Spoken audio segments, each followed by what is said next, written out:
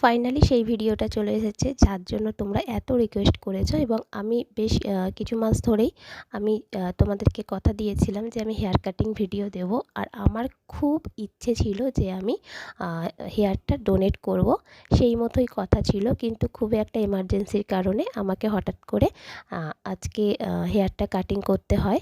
তো আমার হেয়ার কাটিংয়ের জন্য এক ভাই আসার কথা ছিল কলকাতা থেকে। সে প্রায় আমাকে 3 বছর ধরে বলছে, দিদিভাই আমি তোমার হেয়ারটা কাটিং করব। কিন্তু এমার্জেন্সির মধ্যে ওকে আমি হঠাৎ করে ডাকতে পারিনি। আর আমাদের ভদ্রেশ্বরে একটা পার্লারে আমি কন্ট্যাক্ট করি।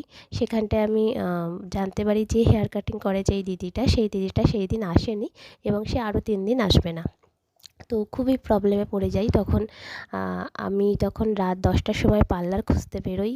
মোটামুটি একটা ভালো পার্লার, যে হেয়ার কাটিংটা মোটামুটি ভালো করে। কিন্তু রাত 10টায় তো প্রায় সব পার্লারই বন্ধ হয়ে যায়। অনেকগুলো পার্লারে খোঁজ করার পর জানতে পারি পার্লারগুলো বন্ধ।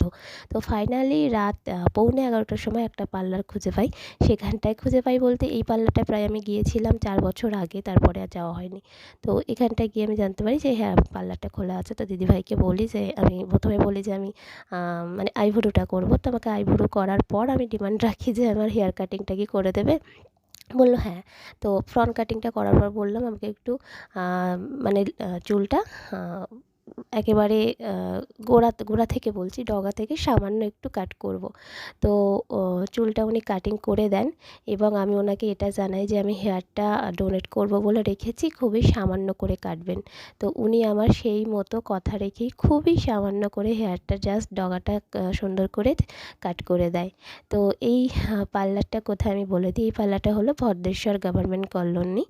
আর পার্লারটার নাম হচ্ছে সম্পূর্ণা। তো কেউ যদি এই পার্লারে আসতে চাও অবশ্যই আসবে, অনেক রাত পর্যন্ত বেশ খোলা থাকে। তো আমার খুব তো উপকার হয়েছে, এই পার্লারটা যদি খোলা না পেতাম, দিদিভাই যদি তখন অত রাত দিকে যদি না করে দিত, তাহলে আমি খুবই প্রবলেমে পড়ে যেতাম। তো যাই হোক, আমার ফাইনালি হেয়ার কাটিংটা হয়েছে। আর কি এমার্জেন্সির কারণে কেটেছি সেটা পরের ভিডিওতে অবশ্যই পেয়ে যাবে। আর আমি হেয়ার ডোনেট করব পুজোর সময়, কারণ চুলটা আরেকটু বেড়ে যাক, তখন আমি হেয়ার ডোনেটটা করব। আর এই পার্লারে যে ভিডিওটা আমাকে করে দেয়, আসলে আমি ভিডিও বানাবো বলে ভাবিনি। তার বিশেষ কারণ ওই যে অনেক রাত হয়ে গিয়েছিল, জাস্ট আমার হেয়ারটা কাটিং করার ছিল যেভাবেই হোক।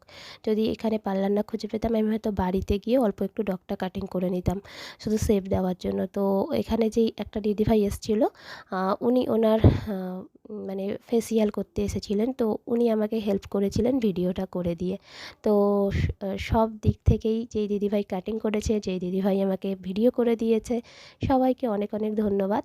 আর তোমাদের অপেক্ষার অবসান নিশ্চয়ই এখনও হয়নি, কারণ আমি সেই ভিডিওটা এখনও আনতে পারিনি। এবং আমি ডোনেট করব সমস্ত কিছু, আমার সাইট টাইট সব রেডি, কীভাবে ডোনেট করব সব রেডি, কিন্তু ডোনেট করতে না পারাতে আমারও একটু মনটা খারাপ হয়ে গেছে।